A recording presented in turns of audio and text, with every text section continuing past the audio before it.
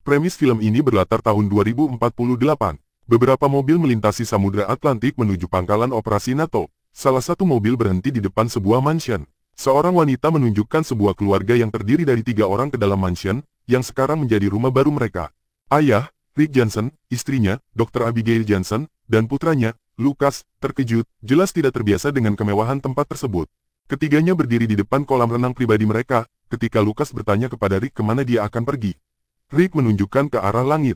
Kamera memperlihatkan rumah-rumah serupa di lingkungan tersebut, menunjukkan bahwa orang-orang yang datang dengan mobil lain diberikan rumah serupa.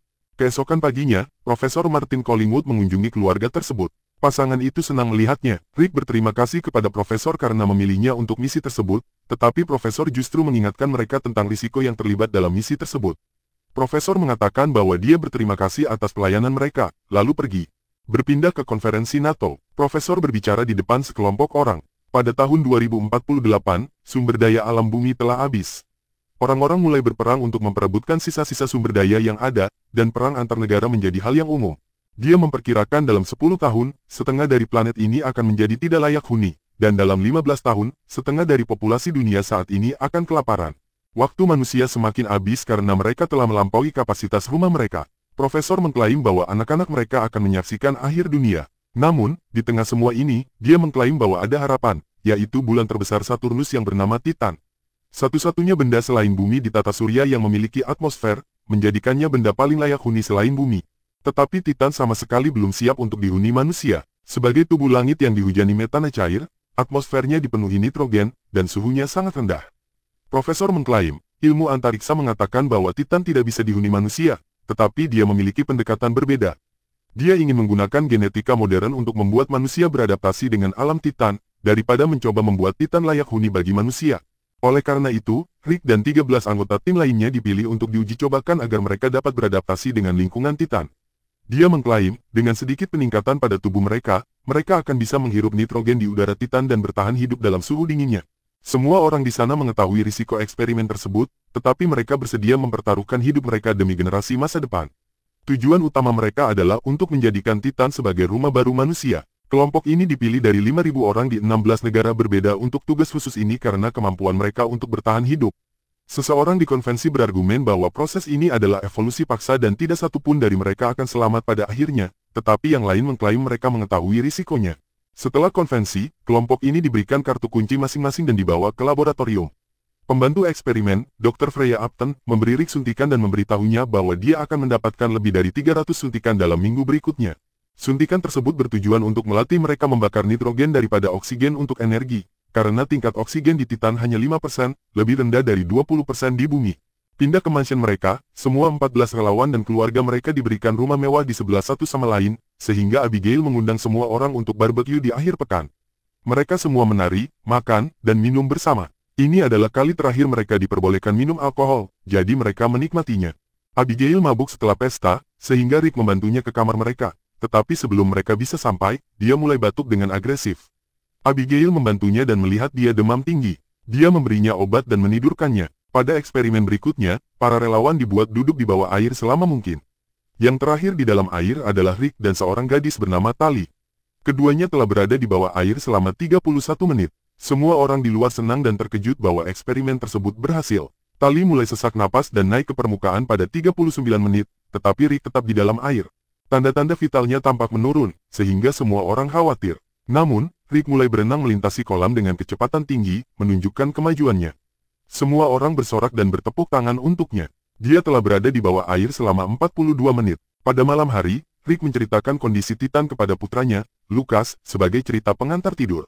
Anak itu senang mengetahui bahwa ayahnya akan segera bisa hidup di planet lain. Rick kemudian bergabung dengan istrinya di kolam renang, di mana dia melihat saraf-saraf di punggungnya menjadi menonjol. Dia menganggapnya sebagai efek samping dari suntikan yang diberikan kepadanya, tetapi khawatir untuknya. Seiring waktu, Abigail dan Ryan, istri relawan lain, menjadi teman. Ryan memberitahu Abigail bahwa dia tidak ingin suaminya datang ke sini, tetapi suaminya tidak mendengarkan apa yang dia katakan. Rick menjalani operasi hari itu. Abigail, sebagai seorang dokter, membaca buku yang diberikan kepada mereka, yang berisi semua prosedur yang harus dilalui Rick. Dia melihat bahwa semua prosedur tersebut aman, sehingga dia merasa lega. Pada malam hari, dia terbangun, dan melihat Rick tidak ada di tempat tidur mereka.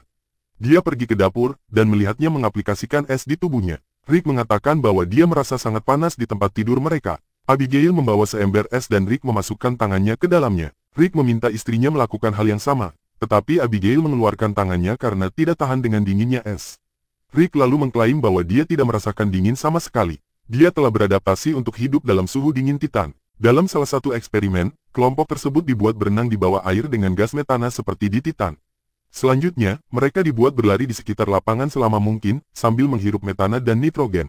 Mereka melakukan latihan yang sama selama beberapa hari. Kelompok ini berada di ruang ganti, ketika Rick melihat banyak rambutnya rontok. Tali mencoba melihat apakah itu benar dan mendapatkan sejumput rambut dari kepala Rick. Sejak saat itu, salah satu relawan wanita muntah darah dan jatuh ke tanah berjuang. Yang lain mencoba membantunya dan memanggil petugas. Dr. Freya mencoba membantunya, tetapi dia meninggal di tanah sebelum bisa melakukan apapun. Kelompok itu terkejut saat menghadapi kenyataan keras dari eksperimen tersebut. Malam itu, semua orang berkumpul di rumah Rick lagi dan membicarakan masalah tersebut. Abigail melihat semua saraf relawan menonjol beberapa detik, lalu menghilang, meskipun tidak ada orang lain yang memperhatikannya. Ryan dan suaminya berada di luar di kolam. Suaminya panik karena kematian tersebut. Ketika yang lain berbicara, dia memukul Ryan di wajahnya dan kehilangan kendali. Yang lain pergi untuk membantu gadis itu, dan menahan laki-laki tersebut.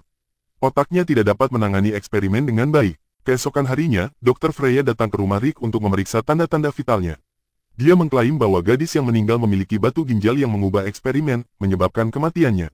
Pada malam hari, Rick tidak bisa berhenti muntah darah.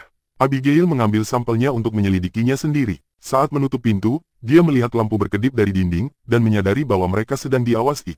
Rick berada di kolam renang, ketika kulitnya mulai terkelupas dan mengapung. Kemudian saat mereka tidur, Abigail melihat punggung Rick juga terkelupas. Abigail membawa sampelnya ke laboratorium keesokan paginya, dan melihat bahwa itu mengandung beberapa senyawa yang tidak disebutkan dalam buku. Laboratorium melakukan operasi mata pada Rick hari itu. Operasi ini bertujuan agar Rick bisa melihat dalam kegelapan. Rick pulang setelah operasi, tetapi harus segera dilarikan kembali ke rumah sakit ketika matanya mulai berdarah tanpa henti. Abigail menemui profesor, dan menuduhnya tidak memberitahu mereka semua tentang prosedur tersebut. Dia mengkonfrontasinya tentang kamera yang diklaimnya untuk alasan keamanan. Profesor menolaknya dan menyuruhnya pulang. Begitu dia sampai di rumah, dia melihat mobil besar militer tiba di rumah Ryan. Dia bergegas untuk melihat apa yang terjadi, tetapi seorang tentara menghentikannya. Saat itu, seseorang melempar Ryan keluar jendela, tubuhnya yang sudah mati tergeletak di beranda depan. Suami Ryan benar-benar menjadi gila karena eksperimen tersebut. Suatu malam, Abigail mengambil kartu kunci Rick dan menyelinap ke fasilitas. Dia menemukan file medis relawan dan melihat bahwa gadis yang meninggal tidak memiliki batu ginjal. Profesor dan timnya sedang rapat dengan NASA. Sang profesor dikritik keras karena melakukan eksperimen evolusi paksa tanpa bukti atau alasan etis yang memadai. Dia diancam akan diberhentikan operasinya. Ketika profesor mengunjungi Rick di rumahnya, dia memberitahu Abigail bahwa dia sebenarnya tidak tahu efek dari eksperimen ini, tetapi mereka tidak bisa mundur sekarang. Subjek akan berubah menjadi spesies baru manusia yang disebut Homo Titanians, dan akan berbeda dari Homo sapiens, tetapi karena setiap orang berevolusi dengan cara yang berbeda, mereka tidak tahu apa yang akan terjadi pada Rick setelah eksperimen penuh.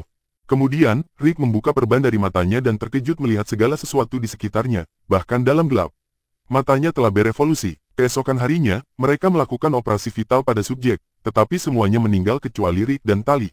Sekarang, masa depan umat manusia terletak pada keduanya. Abigail dibawa ke fasilitas setelah operasi, dan terkejut melihat suaminya berubah menjadi makhluk yang berbeda.